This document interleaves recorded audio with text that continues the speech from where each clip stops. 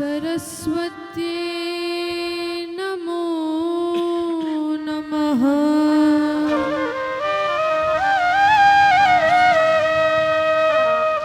श्री गुरुवे नमो नमः।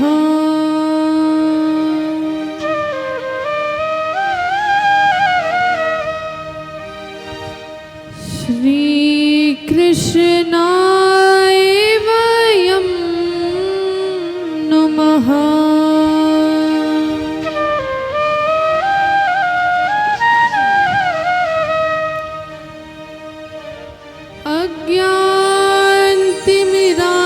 अज्ञानतिमिरान्धस्य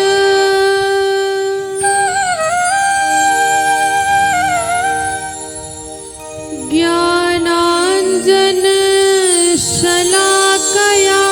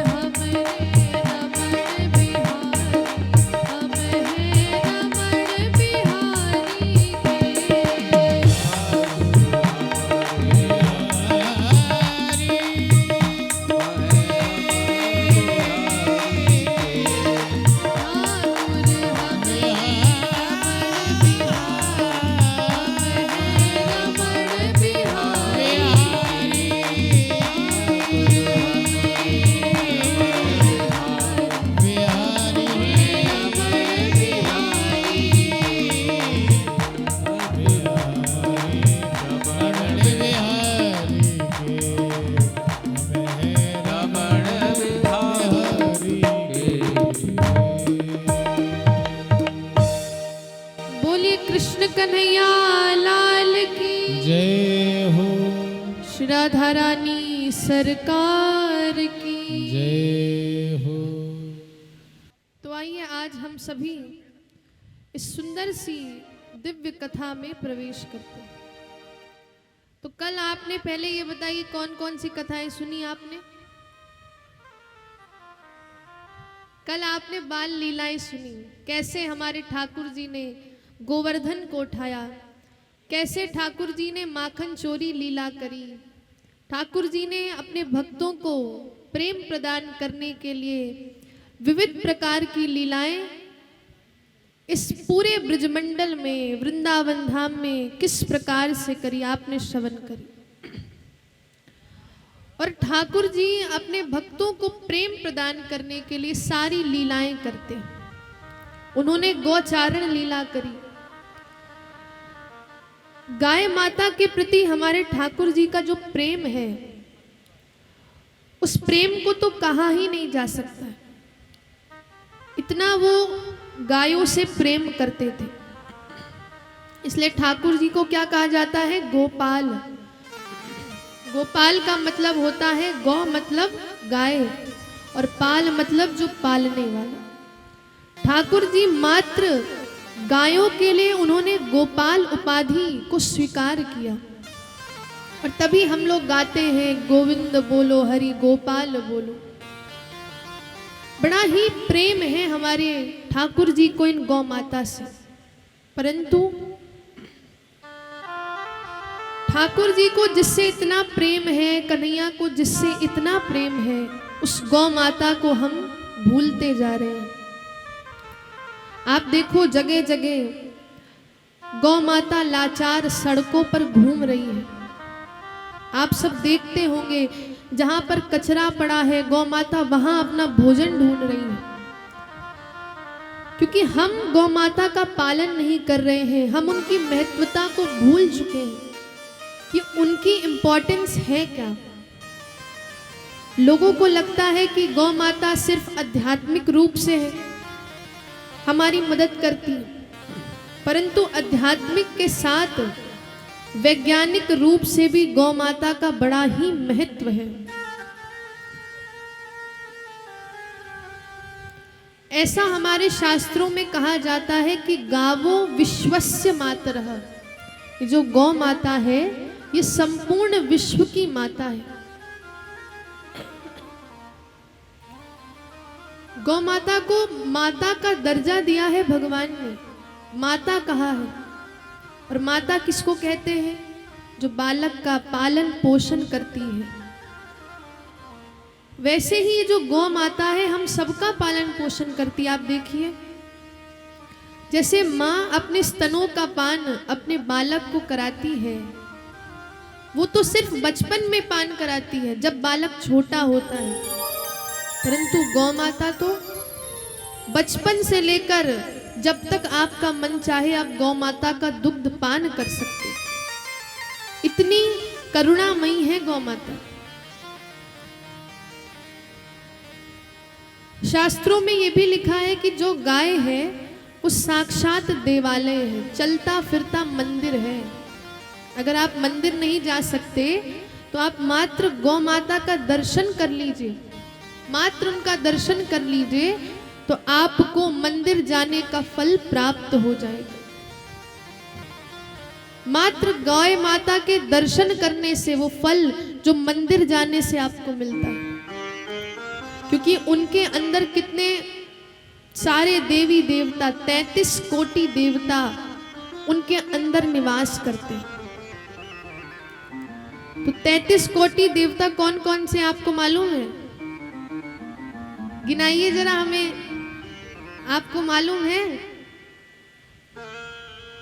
देखिए 33 कोटि जो देवता हैं उनके विषय में हमारे शास्त्र कहते हैं कि 33 कोटि का मतलब होता है प्रकार, करोड़ नहीं है। यहाँ पर क्या है?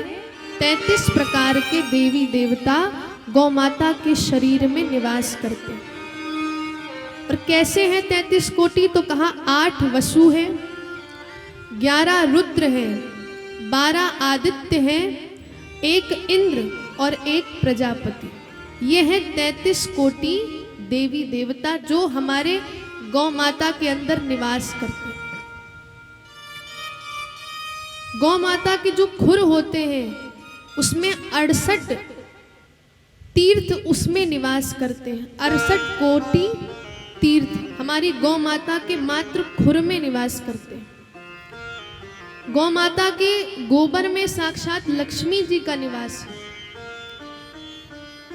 इतनी पूजनीय हमारी माता है कि सारे देवी देवता, सारे तीर्थ साक्षात लक्ष्मी जी गौ माता में निवास करते हैं। और ऐसी गौ माता को हम भूलते जा रहे हैं। आप देखिए गायों की स्थिति ऐसी बदतर होती जा रही है कि गांव में भी आजकल भैंस का ही पालन हो रहा है। बहुत सारे ऐसे गांव हैं कि जहां पर गौ माता होती ही नहीं, दिखती ही नहीं है। और दिखती कहां पर है? सड़कों पर घूम रही है, लाचार है, कोई भी उसका पालन पोषण नहीं कर रहा है। तो इसलिए गौ माता इतनी महत्वपूर्ण है हमारे जीवन के लिए। हम सबका ये दायित्व है कि गोपाल की, गाय माता का हम सभी सेवा उनकी करें, उनका पालन पोषण करें। और आप देखो जैसे 5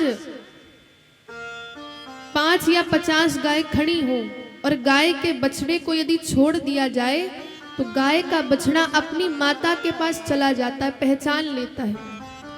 इसलिए उसके पास बुद्धि भी बहुत होती है। इसलिए कहा जाता है अपने बच्चों को गाय माता का दूध पिलाइए, जिससे उनकी बौद्धिक स्तर का विकास होगा। पर हम क्या पिलाते हैं? भैंस का दूध पिलाते हैं, जिससे बुद्धि भी फिर वैसी ही हो जाती है, भैंस बुद्धि हो जाती है। तो अगर आप चाहते हैं आपके बच्चों का जो बौद्धिक स्तर है वो बढ़े, तो आपको क्या करना चाहिए? गौ माता के ही दुग्ध का प्रयोग करना चाहिए।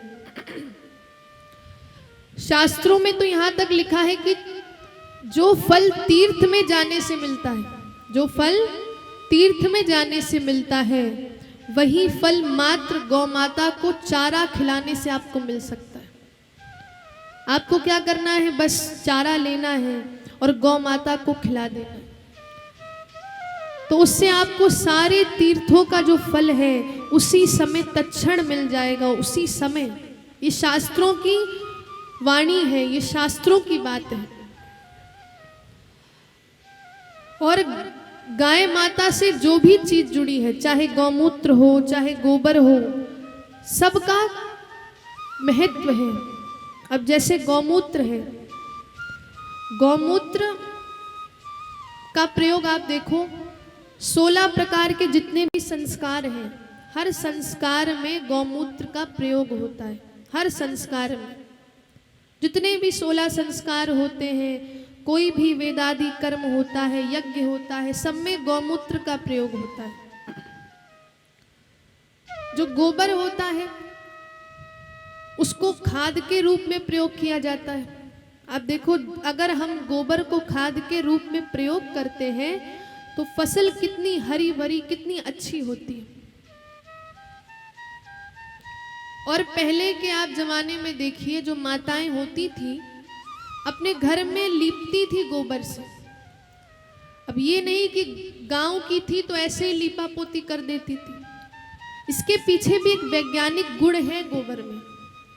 कहते हैं कि गोबर के अंदर एंटीसेप्टिक गुण है, और जिस घर में गोबर से लीपा पोती होती थी वहां पर किसी भी प्रकार का जो वायरल इन्फेक्शन है वो नहीं फैल सकता था। इतना महत्वपूर्ण गाय का मात्र गोबर है। और आजकल तो आप देखो, कोई भी बीमारी हो तो आयुर्वेद गौमूत्र का प्रयोग करता है। बहुत सी बीमारियों को ठीक करने के लिए गौमूत्र का प्रयोग हो रहा है। और यहाँ तक कि जो हमारा मित्र देश है अमेरिका, अमेरिका ने तो गौमूत्र पर पेटेंट तक कर लिया है। और किस लिए किया है? कैंसर जैसे रोग को मारने के लिए, भगाने के लिए गौमूत्र को पेटेंट कर लिया है। इतना महत्वपूर्ण है ये गाय माता का जो गौमूत्र है, इतना इम्पोर्टेंट है, इसका इतना महत्व है। तो गाय से जुड़े आप देखिए हर एक वस्तु कितनी महत्वपूर्ण है, उसका गुण है, वैज्ञानिक गुण भी है और आध्यात्मिक गुण भी है। आध्यात्मिक गुण देखिए क्या है कि जो गाय का गोबर है, गौमूत्र है, उससे घर में कभी भी दरिद्रता नहीं आ सकती, कभी भी नहीं आ सकती। यदि आपके घर में गौमूत्र है तो आपके घर में दरिद्रता का वास हो ही नहीं सकता है, क्योंकि साक्षात लक्ष्मी जी का आश्रय गाय है। साक्षात सभी 33 कोटि देवताओं का जो आश्रय है वो मात्र ये गौ माता है। और कहते हैं कि जब समुद्र मंथन हुआ था तो उसमें गौ माता निकली थी, तो गौ माता स्वर्ग में निवास करने लगी कामधेनु के रूप में। तो कामधेनु ने कहा इंद्र से कि स्वर्ग में तो मेरा कोई प्रयोग ही नहीं है, तुम लोग मेरा प्रयोग नहीं करते हो, इसलिए मैं पृथ्वी पर जाना चाहती हूँ। अपने बालकों के लिए मैं सब कुछ उन्हें देना चाहती हूँ। तो इंद्र ने कहा कि अगर आप जाओगे धरती पर, कि कलयुगी मानव आपको मार देगा, आपकी कदर नहीं करेगा, क्योंकि कलयुगी जीव हमेशा अपने प्रॉफिट के लिए सोचता है। अगर उसको अधिक पैसा मिलेगा तो आपको कत्ल खाने में भी कटवा सकता है, ऐसा कलयुगी जीव है। इसलिए माँ आप मत जाइए। परंतु कामधेनु कहती है देखो मेरा स्वभाव जो है वो माँ का स्वभाव है, और माँ जैसे ये नहीं देखती कि मेरा बच्चा मुझे बाद में अच्छे से रखेगा या ना रखेगा, वो तो सेवा करती है, प्रेम देती है। माँ ये नहीं सोचती कि भविष्य में वो मेरी सेवा करेंगे। माँ तो इतना प्यार न्यौछावर करती है, वो कुछ नहीं सोचती। वैसे ही गौ माता ने भी कहा कि मैं इस कलयुग में, इस पृथ्वी में जाऊंगी और अपने बच्चों की हर प्रकार से सेवा करूंगी, उनको वात्सल्य दूंगी। तो इसलिए आप देखो, चाहे यज्ञ हो उसमें भी गौ माता का ही जो घृत है वो प्रयोग होता है, घी प्रयोग होता है। आजकल बच्चे दुग्ध पीते हैं जिससे बड़े वो बलवान बनते हैं, बुद्धिशाली बनते हैं, क्योंकि गौ माता के दूध में इतने सारे न्यूट्रिशन, विटामिन्स, मिनरल्स पाए जाते हैं, जिससे जो शरीर है, बौद्धिक विकास है, वो और बढ़ता रहता है। आप देखो, गौ माता का जो घृत है, घी है, उसमें कैरोटीन पाया जाता है। कैरोटीन पाया जाता है जिससे बच्चों की जो लंबाई होती है, बौद्धिक विकास होता है, वो तेज होने लगता है, उसमें वृद्धि होने लगती है। गौ माता के घृत में ओमेगा 3 पाया जाता है। इतनी सारे विटामिन्स, मिनरल्स सिर्फ गौ माता के ही इन्हीं गौमूत्र, दुग्ध में, घृत में, इन सब में पाया जाता है। तो हम गौ माता का पालन क्यों नहीं करते? हमें सब चीजें ये गौ माता प्रदान करती हैं, सब कुछ प्रदान करती हैं, फिर भी हम गौ माता को क्यों नहीं पालते? अब आप कहोगे कैसे पालें, आप तो फ्लैट्स में रहते हो नहीं सकता है। तो देखिए, आप ये कर सकते हैं कि आपके आसपास जो गौशाला है उनमें जाकर के आप उनको चारा खिला सकते हैं। जैसे ही आपके ही क्षेत्र में देवाश्रय नाम का संस्था है जो वृद्ध गौ माता की सेवा कर रही है, और कहते हैं, हमें पता चला है कि 2021 में इसकी स्थापना हुई है, और सड़क में जो भी गौ माता लाचार, वृद्ध उनको दिखाई देती है तो उनकी टीम जाकर के गौ माता को लाती है, उनकी सेवा करती है, उनको फिर से ठीक कर देती है। तो हम ऐसी संस्थाओं से जुड़ सकते हैं कि जहाँ पर गौ माता की वास्तविक सेवा हो सकती है। और ये जो हम कथाएं कर रहे हैं, इसका भी मात्र उद्देश्य है गौ माता की सेवा। हमारे आश्रम में, किशोरी कृपा वृद्धाश्रम में, वहाँ पर गौ माता की ऐसी ही सेवा होती है, इसी प्रकार से। तो आप गौ माता को पाल नहीं सकते हैं तो मत पालिए, परंतु आप उनको गोद ले सकते हैं, उनके चारे के लिए आप धन दे सकते हैं। तो यदि आप छोटी छोटी सेवाएं करेंगे तो गौ माता को हमारी बड़ा ही अच्छा लगेगा। वरना आप देखिए कि ऐसे समय आ गया है कि हमारी जो युवा पीढ़ी है वो गौ माता के महत्व को नहीं समझ रही है।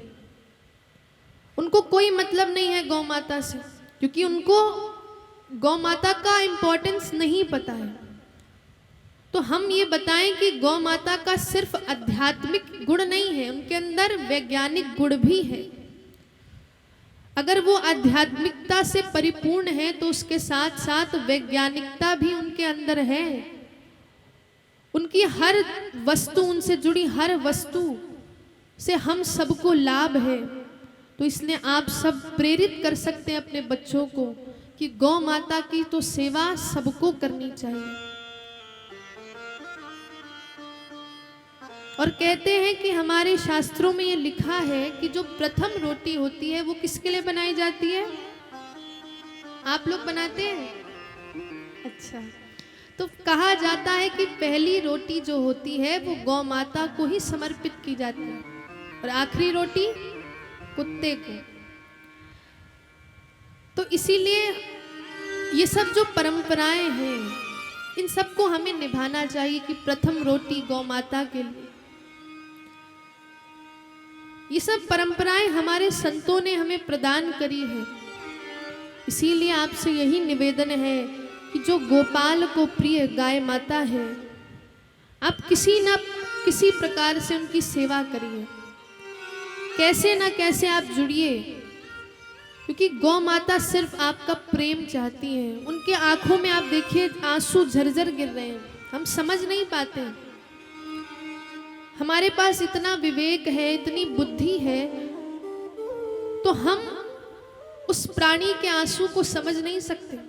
ऐसे आंसू गिराती है, सड़क पर ऐसे घूमती रहती है, पॉलिथीन खाती है, और हम लोग ऐसे पॉलिथीन फेंक देते हैं। तो आपसे निवेदन है कि आप चारा नहीं खिला सकते तो ऐसे सड़कों पर पॉलिथीन ना फेंकिए, क्योंकि गौ माता उसको खा करके उनका ही जो शरीर है फिर ठीक नहीं हो पाता, फिर ऑपरेशन करना पड़ता है, सर्जरी करनी पड़ती है, फिर कहीं वो जो पॉलिथीन है वो निकल पाती है।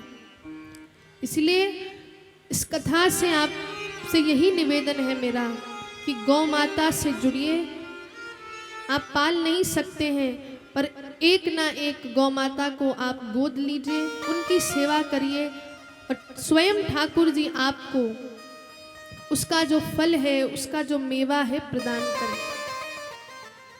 तो आइए आज की जो सबसे महत्वपूर्ण कथा है उसे कहते हैं रास पंचाध्याय की कथा। और महाराज, ये जो रास पंचाध्याय की कथा है ये रसिकों का प्राण है, जो हमारे भक्त जन है उनका प्राण है ये रास पंचाध्याय।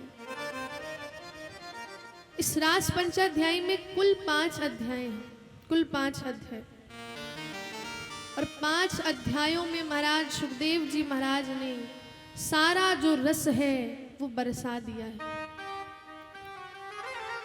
हमने कल भी आपको बताया था कि श्रीमद् भागवत महापुराण में तो सबसे महत्वपूर्ण स्कंद है 12 स्कंदों में से, वो है दशम स्कंद। और दशम स्कंद में भी जो सबसे महत्वपूर्ण है वो कौन सा है? रास पंचाध्याय। और रास पंचाध्याय में भी जो सबसे महत्वपूर्ण है, जो सबसे प्यारा है, जो ठाकुर जी को भी प्रिय है, वो है गोपी गीत। इतनी सुंदरता से हमारे ठाकुर जी का प्रेम, गोपियों का कैसा प्रेम है, वो सब इस 5 अध्यायों में वर्णन कर दिया है। रास पंचाध्याय में प्रवेश करने से पूर्व हम आपको ये बताना चाहते हैं कि ये कोई मनोरंजन की लीला नहीं है, ये कोई साधारण लीला नहीं है। कि बहुत से लोगों को लगता है कि जो रास है उसमें पुरुष और स्त्री का संग है, काम है। नहीं, तभी सुखदेव जी महाराज ने सबसे पहले ही प्रारंभ कर दिया कि भगवान अपि ता रात्रि शरदोत्फुल्ल मल्लिकः विक्षरन्तुम मनश्चक्रे योग माया मुपाश्रितः। इसलिए हमारे सुखदेव जी महाराज ने भगवान से प्रारंभ किया है कि आप सबको बताने के लिए कि कोई साधारण लीला नहीं, ये भगवान की एक लीला है। इसीलिए सुखदेव जी महाराज कहते हैं कि भगवान पीता रात्रि शरदोत्फुल्ल मल्लिकः विक्षरन्तुम मनश्चक्रे योग मायामुपाश्रितः। कहते हैं कि भगवान अपि ता रात्रि शरदोत्फुल्ल मल्लिकः विक्षरन्तुम मनश्चक्रे योग माया मुपाश्रितः। प्रारंभ कर दिया भगवान से। दूसरा शब्द आया है कि भगवान अपि, अर्थात भगवान भी। हम आपको बता दें कि इस संसार में भगवान से प्रेम करना, भगवान को पाने की इच्छा करना, ये सौभाग्य की बात है। इस संसार में जो लोग भगवान को पाना चाहते हैं वो सौभाग्य की बात है, पर परम सौभाग्य की बात तब है जब हमारे कन्हैया भी अपने भक्तों से मिलना चाहिए, वो परम सौभाग्य की बात है। और ऐसे ही जो सौभाग्यशाली भक्त हैं वो हमारी गोपियां हैं। आपको पता है गोपियां कौन है? तो कहते हैं कि गोभी इंद्रिये रसम पिबती इति गोपी। जो प्रत्येक इंद्रिय से श्री कृष्ण रस का पान करती है वो गोपी है। और लोग को लगता है कि साधारण गांव की है, इनको कुछ आता नहीं होगा। तो आपको बता दूं कि गोपियां हैं कौन। तो कहा कि जब भगवान राम ने अवतार लिया था तो जो साधु सन्यासी थे जो राम जी के स्वरूप को देखकर मोहित हो गए, वो साधु सन्यासी गोपी बनकर आए।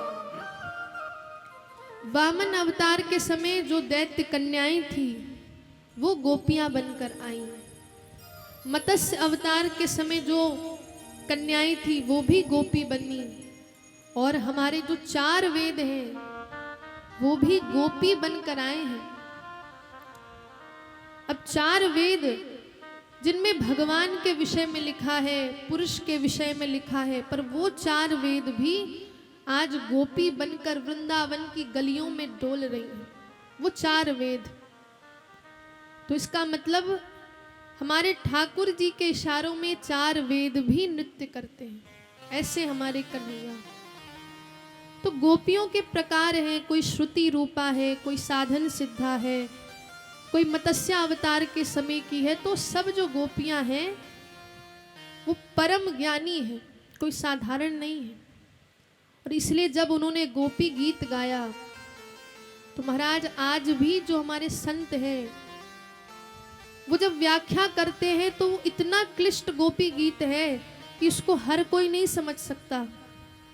ऐसे संस्कृत व्याकरण का उसमें प्रयोग आया है कि उसमें एक एक श्लोक के ऊपर भाष्य लिख दिए गए, टीका लिख दी गई है एक एक श्लोक के ऊपर। तो इसलिए गोपियां कोई साधारण नहीं है, पहली बात। और दूसरी बात हमने पहले ही बताई कि ये कोई मनोरंजन की लीला नहीं। तो अब कहते हैं कि भगवान अपि ता रात्रि। अब वो रात्रि आ गई है। कैसी रात्रि है? शरदोत्फुल्ल मल्लिका। शरद पूर्णिमा की रात्रि है। और शरद पूर्णिमा में क्या होता है? पूरा चंद्रमा निकलता है, वातावरण इतना सुंदर होता है, मल्लिका के पुष्प है। उस वातावरण को देखकर आज हमारे ठाकुर जी ने अपनी प्यारी सी मुरली बजाई। और मुरली जैसे ही बजाई, अरे गोपियां दीवानी हो जाती। गोपियों को तो ऐसा लगता है कि आज स्वयं ठाकुर जी ने मुझे बुलाया है, मेरा नाम लिया है। ललिता को लगता है आज ठाकुर जी मुझे बुला रहे हैं, विशाखा को लगता है आज ठाकुर जी मुझे बुला रहे हैं। और सब दीवानी हो गई, सब दीवानी हो जाती। ऐसी गोपियां हैं हमारी। उनके विषय में तो कहा जाता है कि साक्षात ब्रह्मा जी उनके चरणों की रज चाहते हैं कि मुझे गोपियों की जो रज है वो मिल जाए। ऐसी गोपियां हैं। सुखदेव जी कहते हैं कि भगवान अपि ता रात्रि शरदोत्फुल्ल मल्लिका विक्षरन्तुम मनश्चक्रे। ठाकुर जी ने आज मन बनाया है। ठाकुर जी के पास मन नहीं है, उन्हें क्या कहा जाता है? अमना कहा जाता है। पर आज हमारे ठाकुर जी ने गोपियों से मिलने के लिए क्या बनाया? मन बनाया है। अब देखिए, मन बना लिया है, मिलना चाह रहे हैं, पर एक साधन तो होना चाहिए कि नहीं? अब जैसे आप लोग ने मन बना लिया कि कथा में आना है, इच्छा कर ली, संकल्प कर लिया कि आज मुझे कथा में आना है, परंतु साधन ही ना हो तो कैसे आओगे? या तो कोई गाड़ी होनी चाहिए, बाइक होनी चाहिए, मोटरसाइकिल होनी चाहिए, तभी तो आप आओगे। पैदल भी आ सकते हो, तो कोई ना कोई साधन चाहिए आपको। वैसे ही अगर ठाकुर जी को अपने भक्तों से मिलना है तो एक साधन की आवश्यकता है, और वो साधन है योग माया उपाश्रित। अब ये योग माया कौन है? तो कहा जो भक्त और भगवान का मिलन करा दे, योग करा दे, वही कौन है? योग माया। और महाराज हमारे संत कहते हैं कि वो योग माया और कोई नहीं, जिसका नाम ठाकुर जी भी लेते हैं, कन्हैया भी लेते हैं, वो हमारी राधा रानी। बिना राधा रानी के इजाजत के बिना हमारे ठाकुर जी कहीं नहीं जाते। अगर गोपियों से भी मिलना है कन्हैया को तो राधा रानी से इजाजत लेनी पड़ेगी। और वही हमारे साधन है, भक्तों से मिलाने वाली ही कौन है? श्री राधा रानी। श्री राधा रानी के विषय में तो ऐसा कहा जाता है कि वो संसार की माँ है। क्या है? माँ है। अब जैसे कोई बच्चा है, उसके शरीर में कीचड़ ही कीचड़ लगा है, आप लोग बताइएगा कि कीचड़ ही कीचड़ लगा है, तो जब वो बालक अपने पिता के पास दौड़ कर आता है तो बालक के पिता क्या कहते हैं? जरा दूर हटो, पहले साफ होकर आना, फिर मैं तुम्हें अपनी गोद में उठाऊंगा। परंतु जब माँ देखती है, माँ के पास दौड़ता हुआ वो बालक आता है, कीचड़ लगा है शरीर में, तो माँ ये नहीं देखती कि उसके कीचड़ लगा है, गंदगी लगी है, माँ तो उसको गले से लगा लेती है। चाहे जैसा बालक हो, चाहे कितनी गंदगी लगी हो, माँ भेदभाव नहीं करती। वैसे ही हमारी श्री किशोरी जी हैं, वो तो अवगुणों पर भी रीत जाती हैं। ठाकुर जी कहते पहले जाओ शुद्ध हो कर आओ, साफ सुथरे हो, मन शुद्ध करो, काम क्रोध लोभ से हटो, तब मेरे पास तुम आ सकते हो। परंतु राधा रानी कहती है तुम जैसे भी हो, चाहे कामी हो, क्रोधी हो, लोभी हो, जैसे भी हो, जैसे एक माँ स्वीकार कर लेती है, वैसे हमारी किशोरी जी भी हर भक्त को स्वीकार करती है। तो आइए, रास पंचाध्याय में यदि हमें प्रवेश करना है तो पहले हमारी किशोरी जी को मनाना पड़ेगा। तो आइए सभी लोग श्री किशोरी जी को मनाते हैं और फिर सुंदर से रास की कथा में हम प्रवेश करेंगे। बोलिए श्री राधा रानी सरकार की।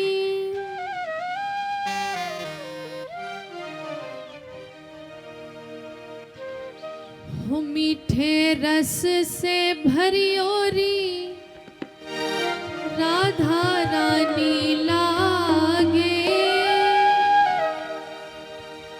महारानी लागे,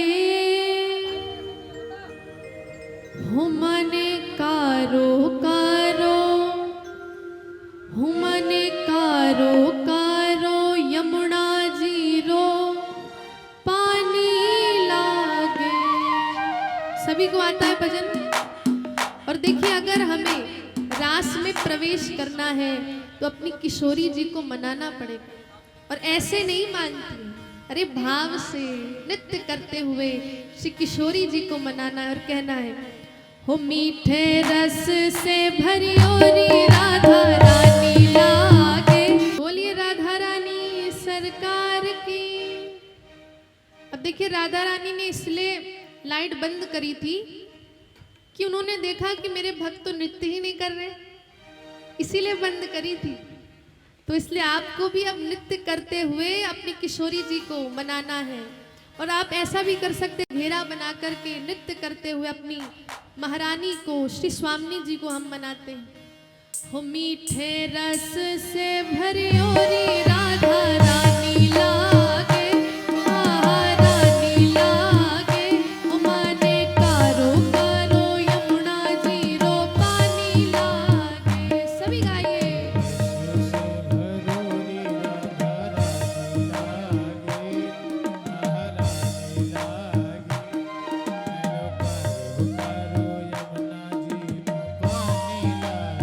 देखिए, भक्तों के लिए किशोरी जी का जो स्थान है वो सब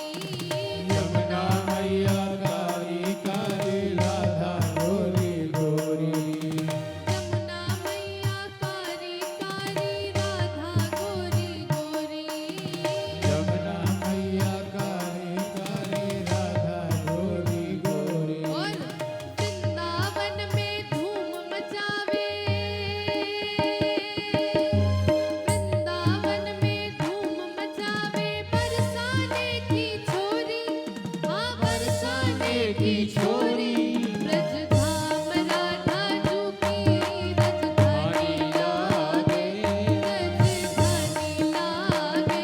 ओ माने कारो कारो यमुना जी वो पानी लागे। दोनों हाथ उठाकर श्री राधा रानी से भरोरी राधा रानी लागे, महारानी लागे, मन करो करो यमुनानी पानी लागे।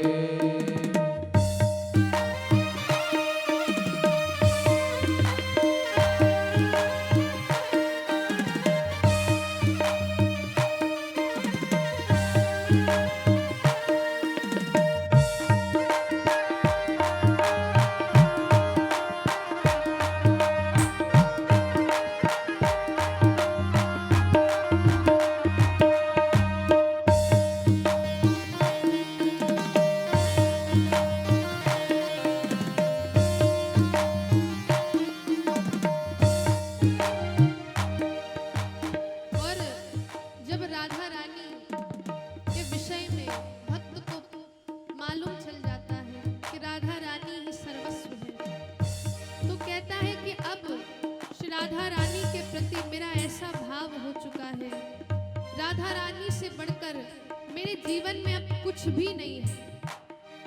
तो भक्त कहता है, कान्हा नित मुरली में तेरे सुमरे बारंबार। कान्हा मुरली में तेरे सुन ले बारंबार। जो हमारे कान्हा जी हैं, जब बांसुरी बजाते हैं, मुरली बजाते हैं, तो उस मुरली में भी जो धुन निकलती है, जो नाम निकलता है, वो क्या निकलता है? राधा नाम। तो कहते हैं, कान्हा नित मुरली में तेरे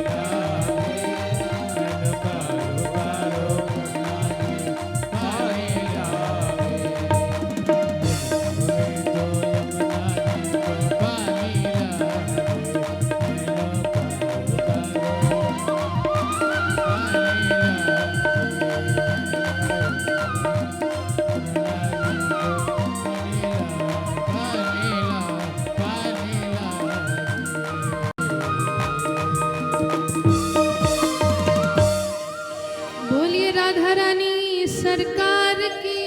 जय हो। एक बार प्रेम से कह दीजिए राधे राधे, क्योंकि बिना राधा रानी के तो रास में हम प्रवेश ही नहीं कर सकते। तो राधा रानी की इतनी महिमा कही गई है, परंतु भागवत में स्पष्ट रूप से उनका नाम नहीं है। इसका मतलब ये नहीं कि राधा नाम है ही नहीं, राधा जी है ही नहीं। हमने आपको ये भी बताया था कि भागवत में क्यों राधा नाम नहीं है, क्योंकि सुखदेव जी महाराज जैसे ही राधा नाम कहते थे 6 महीने के लिए मूर्छित हो जाते थे। इसलिए महाराज सुखदेव जी महाराज ने परीक्षित की भलाई के लिए राधा नाम नहीं बोला, कि राधा नाम इतना महत्वपूर्ण है कि साक्षात हमारे कन्हैया जो है वो राधा नाम अपनी मुरली में टेरते हैं। इतना वो मीठा है, आप बार बार यदि राधा कहो तो अपने आप ऐसा लगता है कि कितना मीठा ये शब्द है, कितना मीठा ये नाम है, इतना सुंदर नाम है। मात्र इसमें 2 अक्षर हैं और 2 अक्षरों का ये इतना मीठा नाम है कि सारे रसिक जो हैं वो वृंदावन की गलियों में सिर्फ राधा राधा ही कहते हैं। आपने ये देखा कि कोई कृष्ण कृष्ण कहता है? वृंदावन में तो कोई नहीं कहता। रिक्शे वाला भी कहता है अरे भैया राधे राधे, लस्सी वाला भी क्या कहता है? राधे राधे। सभी लोग क्या कहते हैं? राधे राधे। बरसाने में राधे राधे, गोकुल में राधे राधे, वृंदावन में राधे राधे, मदन टेर में राधे राधे। हम भी बोले, तुम भी बोलो, हम सब बोले, तो ये राधे राधे की महिमा है। बहुत से पुराण हैं, जैसे गर्ग संहिता है, विष्णु पुराण है, इन सब पुराणों में राधा नाम की महिमा का वर्णन है। कहते हैं कि जो राधा नाम है उसके मात्र आप रागोच्चारण करो, सिर्फ रागोच्चारण करने से श्याम सुंदर पीछे पीछे आ जाते हैं। और क्यों आते हैं? पूरा राधा शब्द सुनने के लिए। अगर प्राणी मात्र रा बोल देता है तो ठाकुर जी के मन में ये उत्सुकता आ जाती कि मुझे राधा नाम पूरा सुनना है, पूरा राधा नाम सुनना है। इसलिए हमारे कन्हैया उस भक्त के पीछे पीछे जाने लगते हैं। मात्र राधा नाम सुनने को ठाकुर जी भक्त के पीछे भागने लगते हैं। तो आप सोचिए कितना महत्वपूर्ण है ये राधा नाम। और कहते हैं कि ठाकुर जी बार बार कहते हैं कि सत्यम सत्यम पुनः सत्यम, सत्यम एव पुनः पुनः, बिना राधा प्रसादेन मत प्रसादो न लभ्यते। ठाकुर जी कहते हैं कि सत्यम सत्यम पुनः सत्यम, मैं बार बार तुमसे सत्य कहता हूं। और क्या सत्य कहता हूं? कि बिना राधा प्रसादेन मत प्रसादो न लभ्यते, कि बिना राधा की कृपा से तुम चाहो मुझे पालो तो ऐसा नहीं हो सकता है। ये मैं सत्य कह रहा हूँ, सत्य कह रहा हूँ। और ये हमारी गर्ग संहिता में ये श्लोक लिखा है, स्वयं ठाकुर जी ने कहा है। तो ऐसे राधा रानी की महिमा है। समय नहीं है कि हम राधा जी के नाम पर, राधा भाव पर चर्चा कर सके, पर आप ये जान लो कि जैसे अगर ठाकुर जी को भी अपने भक्तों से मिलना है तो किसकी इजाजत चाहिए? राधा रानी की। योग माया उपाश्रिता, बिना राधा रानी के तो हमारे कन्हैया अपने भक्तों से मिलते ही नहीं है।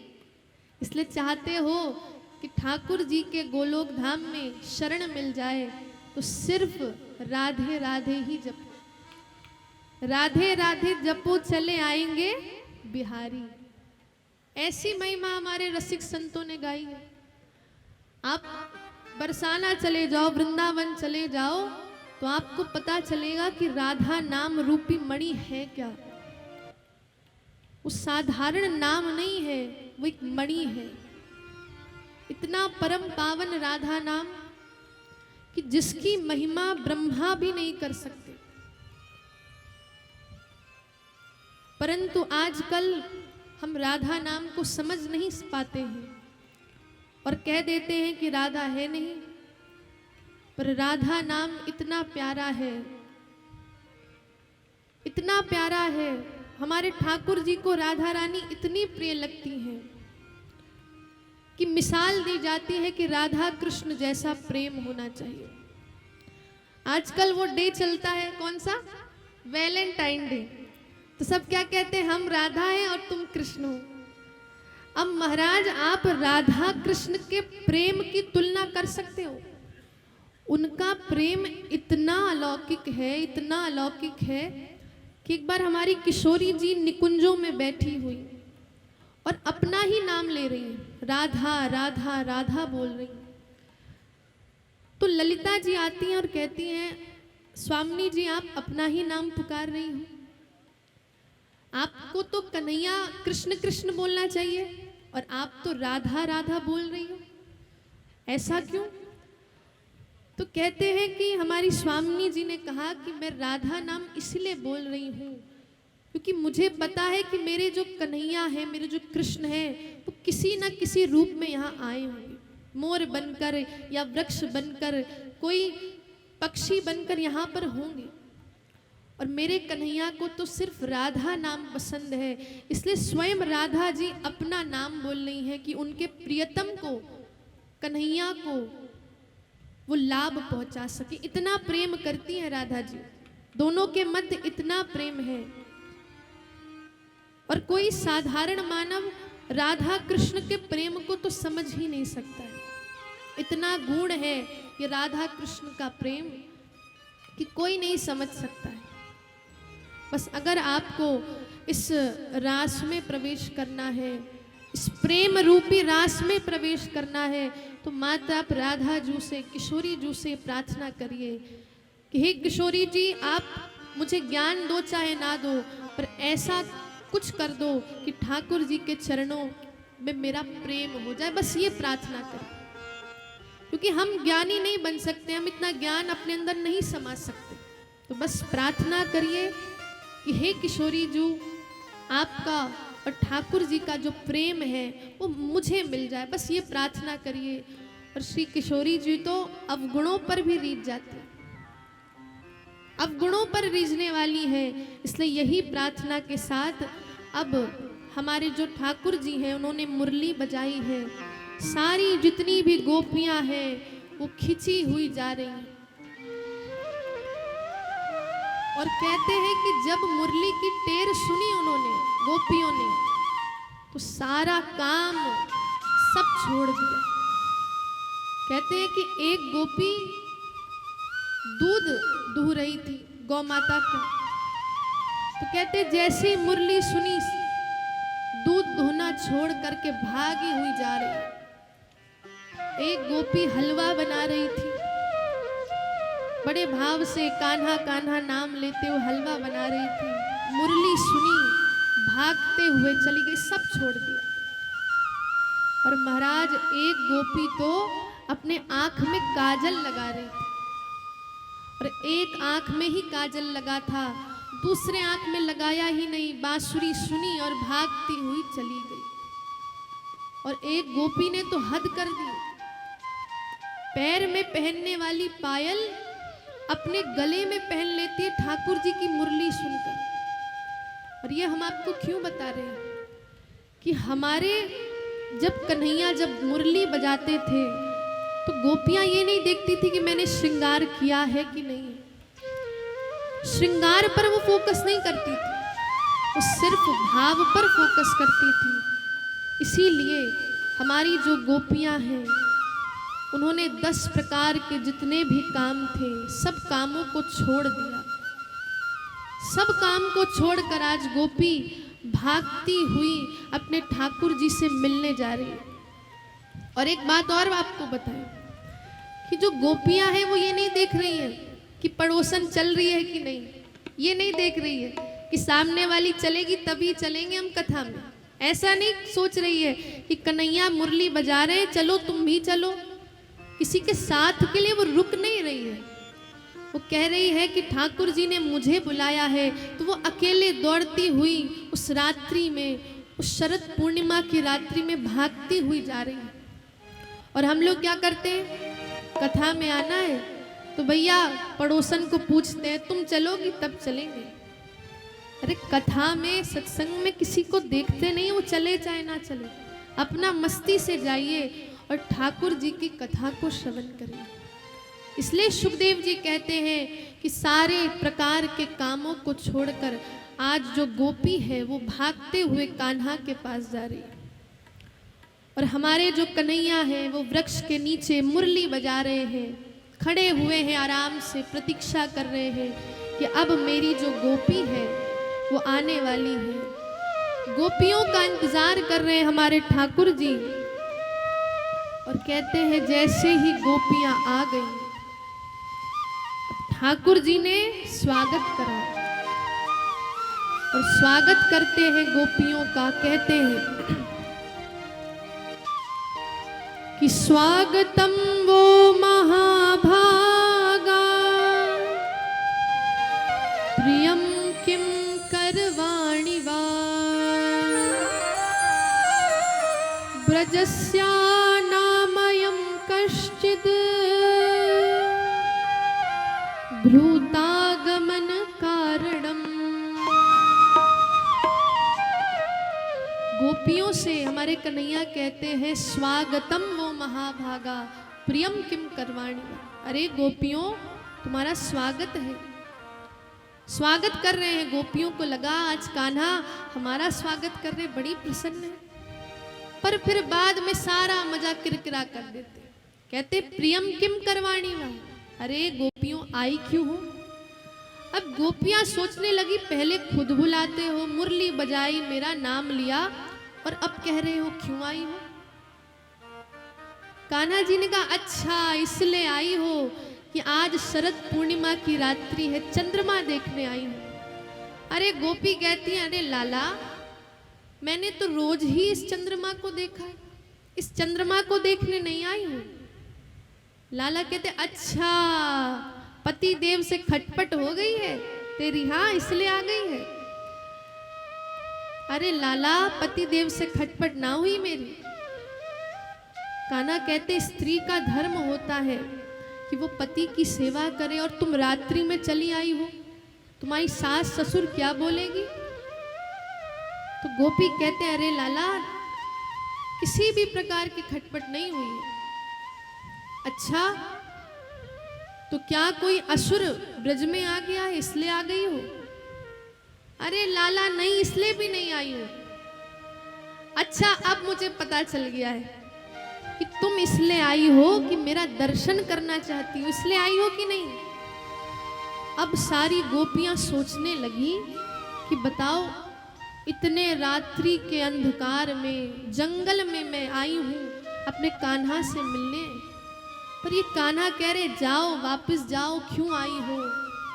गोपियां प्रणय गीत से के माध्यम से 11 श्लोक हैं उसमें, तो उन श्लोकों के माध्यम से कहती है क्या हम इतने गए गुजरे हैं? क्या हमारा रूप इतना खराब है कि तुम हमसे कह रहे हो चले जाओ चले जाओ?